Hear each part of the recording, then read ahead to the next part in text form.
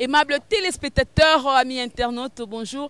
Partout, vous êtes connectés sur EHP Média à travers cette émission Micro Libre que moi, la giga de la presse congolaise, gros bébé de la presse congolaise, Jemima Ibele, j'ai toujours le plaisir de vous la présenter. Eh bien, aujourd'hui dans cette émission, Nazana Molobeli, puis Roger, moi Mboka, Molobeli Yahweh Ranson, les porte-paroles valables. Hier, on a un plateau.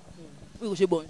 Mbote maman Jemima mbote na bayeban sazo tala biso mbote na David Poutou moto filma ye soutan wa botamara donc mbote pe na masa na ngai cordon qui bumba donc ye tu frappe encore donc un coup avec une flamme quoi donc bumba après ça mbote même mbote na le roi de la forêt moi mboka Werason mo konzina wazo tala biso na ngongo. Après ça, on a qui? Ouais, après ça, tout le temps, on a qui pour se préparer. On a un voyage na Kolwezi. Est-ce qu'on a outil? Vous savez qu'il y a une mission de service qu'on a. Voilà, parce qu'il y a un boulot. C'est parce qu'il y a un boulot, il y a un solo là. Un porte-parole, il y a un solo là, la Congo zanga. Donc, na finga mutute, na sala msala na agaka. Yango moni, ba mangamba boye la ngai. Voilà. Guerre entre Bino na BCBG et si nango pour plamer papi les passer bio guerre ezanango te we rason na leki et si nango ben en fait que je sache que biso toi va soldat guerre ça pas va soldat conflit pété parce que conflit ça amène na parcelle hein ba conflit parcellaire donc biso toi biso va cadastre te biso toi ba chanteur biso toi ba artiste ba to ba s'appeler ça ba tout donc il y a biso za la ba benga concurrence loyale. Vous comprenez? Donc, nous avons yo sala likambo le kanga, nga pena sala likamna le kayo, c'est ça. Biso toi ba guerre na ba confliter. Voilà. Donc si entre BCBG na maison mais vraiment ils allaient répéter parce que to kokana pété. Au grand jamais fanatique qui a Werason a okumisa côté wana mususu. Au grand jamais ba to na pesa ba na ba fanatique ti lelo, fanatique na bango a okumisa côté na biso. Rien. Biso to na ba les intimes de Werason, nazo mona président Golf Kizola. Biso to na ba le chancelier de Werason, na mona le docteur Ige Malongi. Tozana batuloro là le fidèle de Werason, tozana biso to na le combattant de Werason. Toi, un collectif de fan club de Werason. Biso toi structuré, bien structuré et bien organisé. Voilà. Je suis dans le vraiment par rapport à Zengalou Ketu. Poison. Tangu bo Werason abane ko sala banzembo wana asatanda ki na lelo yo ezo touché partout na matanga na fête oh même toi le balé likamso bi que non imene ezaki no nini parce que lelo bo rien à dire na nzembo wana carton en fait batu c'est un baye bo moni banzembo mingi bimara ezala parolier et à travailler na leader nzembo monani mais Zengalou Ketu wana nzembo wana bo mona ezala composition il y a président Werason. Donc, wana zala te ou parolier ya te. Au président Werason et moi fan je crois li solana et bien ou t'arrives pas venir absolument azarana ya tambolana est-ce que vous venez absolument abanda rolela ba li sola moi sinaye. Abana le lasko li sola moi sinaye alinga moi c'était mo be fort mais moi sango ce que neskara abetse libanda. On comprend parce que mamuto elle la tant beta li sola beta la batu entourage président Zalawana m'a bêta kara. Les rois de la forêt, Zalaroutu, on dira Zalaranete. Mais ok, ayokaka. Tant ayoka vion na le lara trop, na mamanzele, badini, yayoka ne m'a bêta kara. Ok, étant qu'un artiste professionnel, azako s'inspirer na maloba viona, azako s'inspirer na lamentation na ye.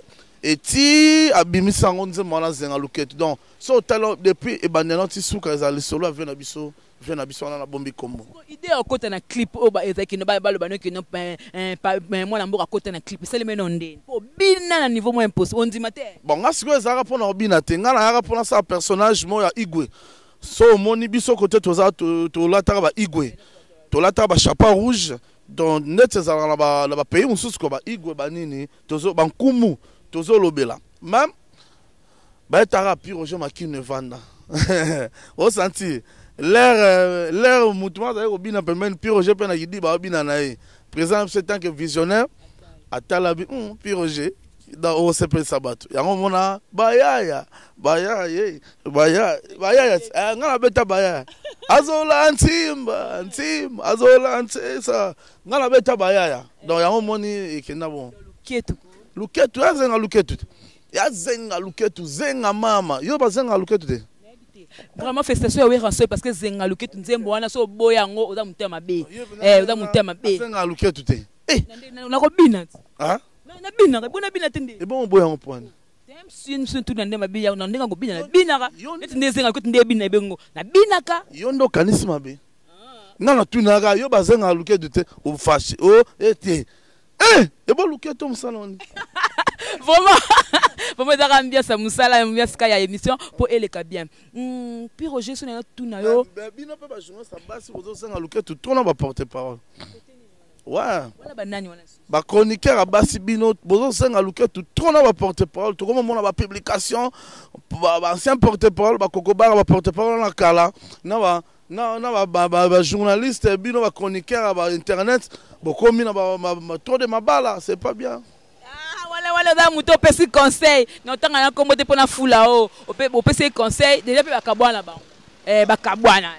bakabwana nini ba mu ko publier ya ndetinga sona tensa na pi Roger na yebi bien to kabona baka mabe na oti malamu no loba te ele kwa msine ti pe baka mabe mais malamu ndi azobombe fali ba pe malamu pe ya mutu ango po sala donc ndenge na bino sande bongo ndenge na bango OK po yo chepe yo pende uzananga exemple yo nanga yo pi Roger exemple ndeko langa mongo iso la iso efa pekato bokila lokondo biso na biso pe kutunde ekosa pe bokila lokondo sikoto keno na mama munanga musala est-ce que biki ngana za prouver ozoli ande trop na ngana kende wana bon ozoli makasi bon na le na so yebi yaya no soki nanya omoni vérifier information nani kasa kufia lobit loba nani papa nanga autokufa nakundaki lobby papa na kufula ti makasi bo te le roi papa nanga zaki mutaliboma il faut na la ta fulu beti biloko do pour la soki na lié déjà pour talaka nga mikolo ngande ba voyage ba papi le prince ba mona bango te ba sedi ko kutu moyen te donc ngande mikolo ba kwenda vutuka papi le prince abanda o matavion liboso nanga yo biteka kenda ba Dubai trop papi le prince atinda mundele na hotel vandara ba travailler nezaka mundele papi le prince collègue nanga yo bien ngote papi le prince agenda Paris abetaka 4 jours na poto so ezala muta sabota poto na Congo ezaka papi le prince abeta 4 jours na Paris azonga na ye pour dire que biso bana wenge poto eza nango eloto sutukelaka te poto eza eloko toyaka kaka mpona musala mais bana na biso nde bakuna mwana papi le prince ana Suisse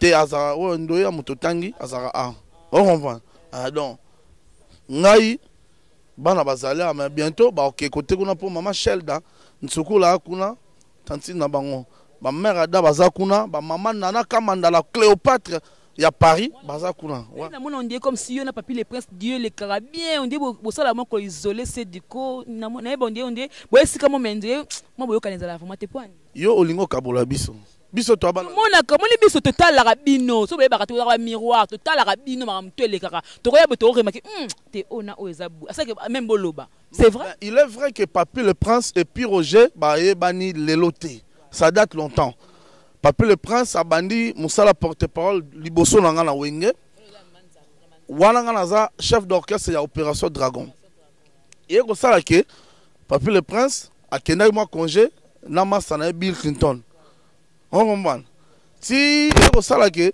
nga pi Roger sko na ye wana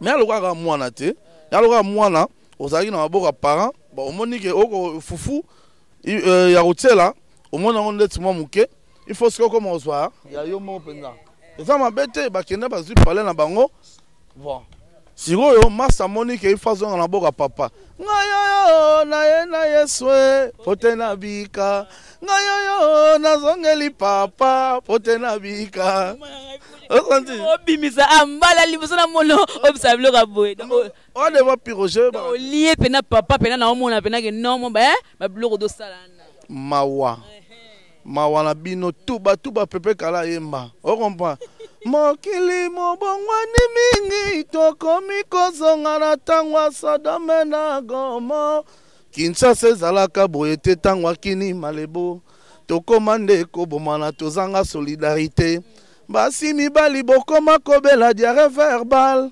Maladie à tuba tuba e mama. J'ai pas de porte-parole des musiciens. Tuba tuba e mama e ngayo. Okufela papa balobi olei e. Comme des fois, tu as troisième fois ya te puis. Mawa te liwa eza naturel. Liwa ze logo mutu moko échappant te na mokili même atanga même atayo atala msunde to solo boy. En tout cas, là, je obetika babisingo no mutu na bosa ine miso dai na okamwata banga ba quand on dirait papi le prince ayi mutu na tanga mena tanga été te mo siko sali net yo ndoke bodai ba lo bakino na liyo te ezaka liwa eza naturel donc atanga yo pe mukolo na ngezali ata fioti manzaka mukolo ne pe zali vous savez donc ata papi le prince d'autant trop yo pena papi le prince na mon amino clarté wande ko la ngai le roté ya mi piroger mais ozotanga combat papi le prince parce que bozaka mingi mi bilo mi ballet yemba komo na yo na monoko na ngai zanga kate na sona na famille nga pona le prince suka makambo moi mboka wala ndeko la ngai eloko ezate ya za porte-parole compétent we ransonga azali animatrice chroniqueuse de master. Oui, c'est moi ça autant comment on balle pas c'est que les camoza. Maintenant qui découpe zalara. Ce que Piroger vraiment beau comprendre que ça bien ça so yambi Piroger maramba boyeza ngala ngote. To le belo moro boye ba uto bwa kango na internet ngabité fona luka soit Piroger to le belango le quoi pe na zuyo. Batte vidéo moro boye genre dire que chef d'orchestre na bino papi kakol a bêti lisusu moi Linda a bêti sous nel donner longue sous déformé or plutôt yebi vie professionnelle quelque part vie conjugale ce qui net odama obala mais nakata musala makambo sala en dehors à musala ko peut ko affecter vie professionnelle nao et makambo su kakol osala oyo et be soit image ya maison mère ba mona comme si we ranson à part que dans la formateur ka ba mise mais azuko kwa encadre vraiment bien te bana le quoi papi kakol ba bloka bongo makamanda ko bete foka malibanda makamse ko suka na palete obeti pe batwa yebna bote ko beta mwasno pas na mwasna ma chérie ngana za na respect ya bato bota la biso na ngabino trop bato bota biso vraiment na respect na bino so peut-être tuninga que non ndeni papi kakol ko mo beta ba orgam na ba drum azo bimisa bato ba orgam wana ngabna na o défendre na o solo na ba fanatique mais vie conjugale vie privée ya mutu obi ya Congo la mo na habité to komi ko kende wapi eloba na ta pepe kale to kende wapi vie privée ya mutu pourquoi il faut que chaque temps ezaka na télé chaque temps te wana za vie privée o comprendre nani abeta mwasi na été nana swana na mwasi na été hein na lobia pepe comme linda comme quoi terrain de boxe ko beta ko vimisa papa na biso lomba yemba matata ya mwasi na mobile sila tena mokili mama oh mama papa lomba bayemba ngos o comprendre papa madula yembi kosona pebi tumezala kilika monde akala na nyala kisio biti de mabeboye o comprendre après album oh we ranso album ni en sala tous on a 7 jours de la semaine.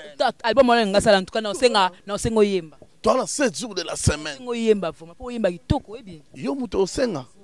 Ba fanatique. Ngai. Ah yo senga. Na bi po moni biso tous a gérer na ba le fidèle de Werason, ba les intimes de Werason, président Golf Kizola, tous a gérer na ba les chanceliers de Werason. On a zomona le président docteur Ige Malongi. Na zomona ba convert Moussa, na zomona ba Gina la poétesse, vous comprendre. Biso tous les combattants de Werason, basé belé. Vous savez, voilà. Mboka papin Piroger. Et puis tous appellent collectif de fan club. Et belé. Mona mboka. Moi on a toutes nos questions ya papi kakol. M suko ba que non vie privée. To boy te vie privée pesa laka. To boy te. Mais tant comme boy, tant ba le ba papi kakol ba ta nani ya Werason. Weranda do maliboso. Pas to kataka cour na likamwana. Image wana za kala. Donc oui eza kala lobi tozali na linda na matanga papi kakola kufeli neve na ye tozali lobi na matanga lobi tonga na to kuna père na biso na lekai pe na matanga ya papi kakola kufeli neve na ye tozali na linda elongi soin tozali pe na matanga ya danseuse amsa kufeli mama bango Renate biberon tozali ki wana na njili. En tout cas, les lopende to kende enterrement. On comprend pour dire que image on est à kala. Obi ba to belé internet bazanga misala.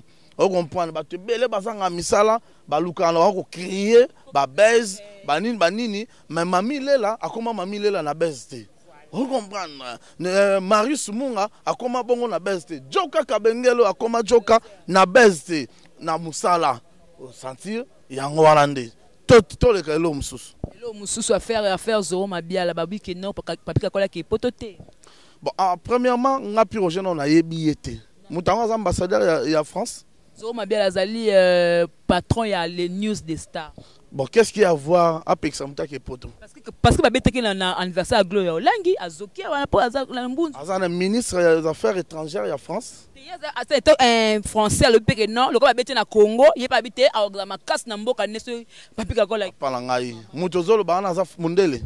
Aza congolais. So aza congolais de makambo lo bana donc to beta na biso ngote. Mutu mota za na droit ya opekisa mutu déplacement na ye. En tant qu'aza autorité en mboka na te, aza na ye kaka mutu, ye pa kendaka ye pa soaka visa, so lande le musuku akenda pe na nenga Turquie, arataka risque odinda na Maroc, o comprendre ndenge bato azodinda après akoma mboka na. De quel droit ya ko pekisa mutu akende mboka wana te? Aza nani na mboka wana? Maman, on peut surtout rêver. Il y a un moment, dans ce plan, tout le monde est permis de rêver. On comprend, tout le monde est permis de rêver. Moutounio se todo, alors la liberté qu'on rêve. Donc on rêve nous gars que yo pe qui sa moutou, ayambo karanate. Eh, na bien, ba mère malou, mère premier ba kufa ba tika mboka wana. Ba ma Pauline Nzongo, ba mère ba Simba Poto, ba kufa ba tika mboka wana. Hein? Mboka wana dirigé na ba ma Claudine Kinwa, ba Nelly Monsei. On comprend? Ba mami Lulendo na ba Strasbourg wana ba Pikla. O comprendre ba mère rêve bazali. Surtout tel kota ba mibali to wana ba tulora ba Gimalela bazana ba Christian Kino bazana ba Dimitri Balodor. Gimalela. O comprendre ba Dimitri Balodor baza ba Pilia Poto bazana ba pekisa mutu poto te. Mais mutu nanga olamukano ka olamuki o malamoka ke yo o ta mama be pesa nga kana peuple prince. Yo non, yo ti ba tonga ozayi no awa. Le prince, ozayi wa na mwengo continue. Watela otoko masiko moni so na compléter na opi oja utoloba. Par rapport à makambo loba no moni na oyebiso je me faut comprendre le moro. Mutu nyo tout est fois longola bilamba abandi mba mpo mona komi liboma. Raisonnement mutu museko là ça déjà que oyo. Vous comprenez que papi il a ko flasher le mot et bora bimala. Oui, papi le prince alors à l'obisa zayi wase quoi. Mais bobeng en verbe. Ça zayi papa le tumba, bobeng en verbe. Donc alobi alors mon obi que nanga mo se pesa to alobi que non mutu nyo so tuté et sengala longola liboma bilamba atika mutakala po benga liboma. Donc raison tanga so yi dans zatele mutefa longa bilamba bana poto botala biso na biye ba chanceler botala biso wa na ye cover Moussa donc botala nga du finnois titi quand même va faire des millions botala nga ba Rachel Gina la poétesse o wana sko les chanceliers de Weranson et a dirigé sur pas d'or taïge malong la poétesse des fois so voix na le roi ba yembela na ndenga cantique de cantique zo parle dans zatele mutefa tanga so yi be mutalongoli bilamba yo comprendre que muta bandi liboma eza raisonnement mutu muso comprendre que mutu aza déjà côté pour ça na ba signe moi là ça que mutu inga bandango vous comprenez peut-être moi ko banda makasi o gate ni le bali dans ça donc bana poto bota la biso donc mutu ano solo bazana aucun droit depuis au jauto loba ano aucun droit mo boya ko pensa mutu mo voyage boy na boy si otama mwana sala pour na prendre makambo wana uzobeta tata sai wera de aza ina poto ba ona sanka de kunta siko te sana ebisa siko nandenye sko bandi obeta lisolo vous comprenez donc ezabilo mo boto robeta ngote bon mais tato beta ma 16 jours de la semaine parce que bi so uti ubukana so e mon événement du siècle dans so ba tu vas comprendre que t'es un Weranson le roi de forage a toujours phénomène et puis la minute il faut apprendre ba tu que ba ke na minute na décembre ba on déjà deuxième conférence ko ba clip pour to bimsa CD to bimsa ke ça ki audio siko to nto bimsa siko to lancer siko ba clip union intégralité ya ba clip au 16 jours de la semaine vous comprenez donc ba biloko est très nécessaire to robeta yango wana pour exaucer ti ba va une état sina ba gladi ba ebi ke neza boso ba moni papa pi Roger ba moni papa papi le prince ba ke ba base information bana misala papa na bango vous comprenez donc ba na tamo route ba vanda biso to beta lisolo mutu moso to landele pe na catégorie ya jengo Non, solo boya. Ndeti li solo ngo beta mutuana bon biso nga particulièrement na ebieti. Même et là on a repéré conseil bara qui moni Werason qui touche à Werason, il y a qui touche à l'inconnu. L'inconnu ça mutu ozo monate oyebite, oyebentation na été, il y a un inconnu. Parce que tant yo zo ko finga Werason.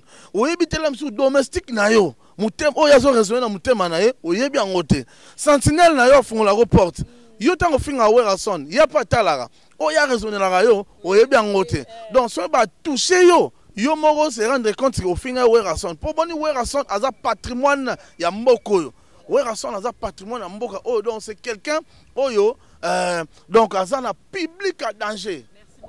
To comme na suka mais question mora suka na tneblo mbale Werason babenga ki na mais trophée moro aza ki primé kuna na nini oyo na Afrima. Akene te poane. Bon, Werason aza moto yo a rafla ba trophée nyon surtout à makasi ya mondo.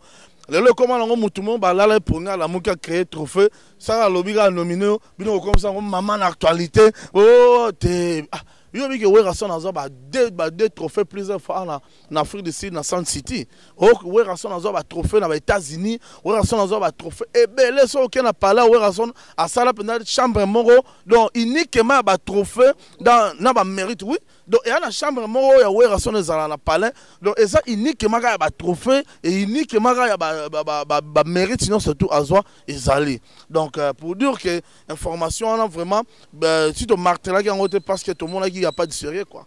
Donc s'il y avait du sérieux, on va comprendre. Voilà, merci de comme l'absence de souka yo baksani papier. C'est na auto baksara depuis aujourd'hui le moni lelo ba robo ya popé ça bat na kata monde ba trophée ba misé congolais et ça na bino elo mote parce que we razara dia na ndao mo ba trophée ye mo ba no pesa bino moko dans aux yeux en dans le bité na zui na ngai déjà donc le roi de la forêt donc ba fanatique tout ba ngale war de la forêt zara que chaque mardi mercredi tous avons mardi mercredi jeudi to na zamba playa et si ka le roi de la forêt aura peine chance au sol na public na we zara peine que au public sur demande ya Willy Penze makosenga nzembo archevêque même le boba kosenga nzembo romona pete ba selem fumba sengi nzembo ba président golf kizolo ba sengi ba nzembo donc tozara la biso wana donc moni kande puis aujourd'hui sabino le roi de la forêt za mutumo tango zo luka de tenter oyebite nani o rosa sima parce que bible zo ba tout ce qui est visible c'est pour nous mais ce qui est invisible pour Dieu donc ndenge zawana invisibilité puis aujourd'hui biso que c'est normal pour Werason za ba fanatique mususu na minute ba na kati ya Yougoslavie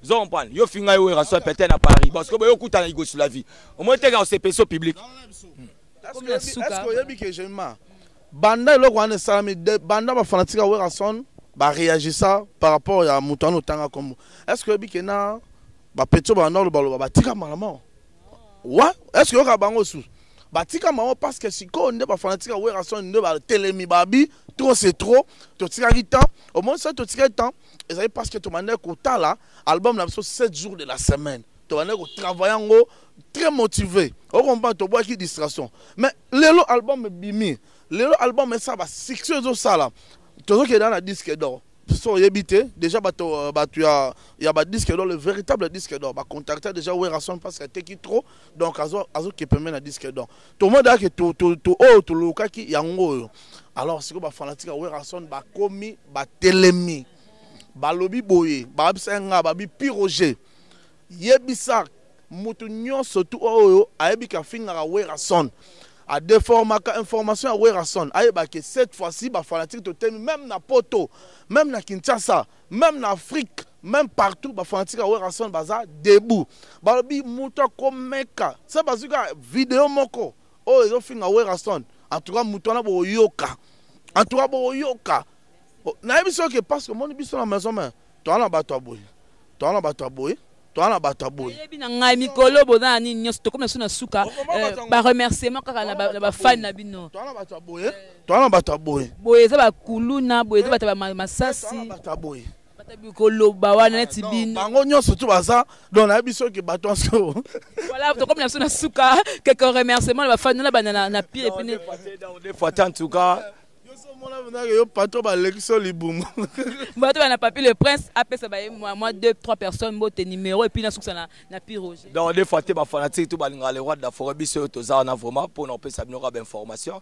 Donc le roi de la forêt a toujours phénomène article phénomène dès là il faut apprécier la maçon l'époque l'engati des condamnables mais quand nous allons combattre par des preuves tangibles ça va saigner. Mais qui ko châtie ou rançon sera châtié par les inconnus ben connus au monde au monde sanka au monde et puis Roger Babimi. Et on a ben nous devons rencontrer où rançon étant la lumière de la musique africaine parce qu'il a apporté un coup de projecteur dans la musique. C'est l'homme qui contrôle les territoires du royaume Congo, systématiquement détient un pouvoir extraordinaire, capable de guérir même les maladies. Et on a si Bambote vraiment la grande frère pour chevet même le bobo na Paris, na si Bambote na venanga ya garin Kumbu na bo Sainte ya Olio Pelé la MTT le Japon na kata Diblin moninga mambo de Diblin, na si Mbote na Roger Mvumbi petit na ngokito Kalonda, bateau tout ba soutenir papier les princes Nathan na Londres na Masalanga Titi et Titi Mofuta 3D et puis na États-Unis na mon balamo à Django de Chicago. Donc et tout et puis les chanceliers nous sont tout partout dans le monde anagisa sawa. Donc Nazara na vient en empereur JP Lumbala pourquoi pas na grand frère pop honorable Timothée Chimana MDD business fiston ituku pour na ozwanga code na biso Robert Bobeti komba mwana nga bo code na nga ezara déjà plus ya Willy Musheni 89 99 55 194 plus ya Willy Musheni 89 99 55 194 donc on a ça na ngara et ngwana. Merci beaucoup le prince to compena sukayo pe bayo numéro et puis ça va bien. Natondi bango botondi banso ba piaki biso mato epemiso bango na tina bolandi basango matali mona mboka Werason bozwa kinga etando ya mama Jemima oyo apesa kinga bonkeni na tina bolobeli na bino basango matali mona mboka Werason na lokota linga na ndeka tobaka sombele suka bisanga bolobo suka bingwele maluku suka Kinshasa lelo mikolo nzo baliwa suka lobi kwa moto na se ya mokili pambate mona mboka Roger na otiko perdre papa merci na papi le prince.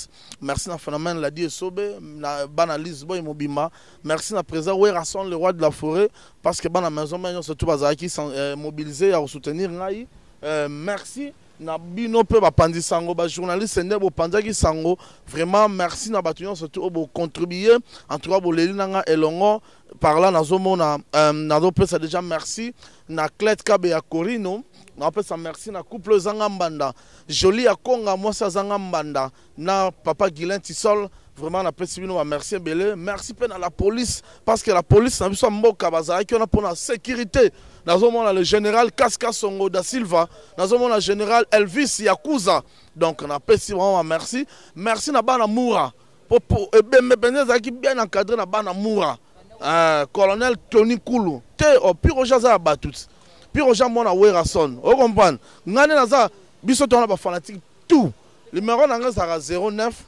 98 12 30 62 09 98 12 30 62 le numéro puis Roger zana boire asko bateau peu ba contribuer qui bango venande ba solo là qui vraiment na papier Eric il c'est $10,000 c'est quoi Obama Dr. Ige Malongi, merci pour na mutukano perki pour ezana pi Roger. Dr. Ige Malongi, Joseph Kamba, Masanangai, les intimes de Werason, Président Golf Kizola, merci pour la contribution. MDD Fiston Ituku, Fiston, honorable Tim Sintoya, Boss Cancero Moulianga Solen Zulukable et dans mon bon empereur Jupe Lumbala Binonyon surtout au soutenir qui mon mboka pi Roger et ba boxeur ya mboko loga ba héritier donc héritier le nani héritier champion champion héritier champion ba comme pam bozo tanga la mission na bien héritier champion na PC héritier champion mota danger. Donc, yo, mouta beta mindele na chaque club héritier. Ouais. Donc, on appelle ce mbote. Batutu, ba musicien congolais, surtout, bobenga Bill Clinton. Merci. Merci na Bina Filé. Bina Filé, petit ambition, le micro, nous aimons vraiment. Donc, et ça là. Donc, batutu, balinga pi Roger. Moi, ça l'a depuis Suisse. Armand Louvoiseau de Suisse-Irlande. Sheldon Tsukula. Maman, nakata Londres. Mère Adam Ngonda na moni pona suki sambala moro yobi o a détenu motema mutu nani a bloqué motema mutu Maman Paradis l'a bien bâti de mon pays bijou Kalumuna Bijou. À côté, après combien d'années? Bijou Kalumuna. Après combien d'années? Eh. En tout cas, quand on te montre. Africain, Africain, tu as toléré la carte, mais yo, les limingi, temba, mon bijou à côté. N'abisio qu'il y a bloqué mon thème. Maman Paradis. On a bien bâti de mon pays. Cour suprême, chef d'état-major. Il y a mon thème. Ah! Et vous mettez en pénalité, voilà, merci beaucoup. Et soyons. Tu es un peu au mende maming. Tu fais ça, moi, matin, à mon ming, mais à côté. Papa, c'est le lobby. Papa, t'es. Yanan. Voilà, donc les fans de EHP Media, vous comprenez que c'était avec puis Roger, moi, la mboka, donc, bien. Donc, je dis merci à notre cordon équipe Bumba pour la coordination et puis celui qui était derrière la caméra. Et merci à maman GH, la maman de cœur, la maman de tous les enfants, et à notre boss Edo Amani, et aussi Ajibé Koumalou est le vrai pétrolier de Dallas. Je n'oublie pas de saluer champion Wata, champion héritier Wata. Donc, il y a les Shark Club, il y a Betaraminde les Kuna, on a la côte à ville, tout dans la côte à ville, dans Bima, dans Bangani, champion Wata Baza. Oh, mais aussi ma gros bébé Yobanda. Donc, c'était avec moi, gros bébé de la presse congolaise, la giga de la presse congolaise, la femme riche. Je vous aime bien, je vous amour. D'ici là, portez-vous bien, bisous, hein. Mingi et pas à mon Seigneur, mon roi, my love, on papouche, donc je t'aime bien. Bisous d'ici là, portez-vous bien, au revoir.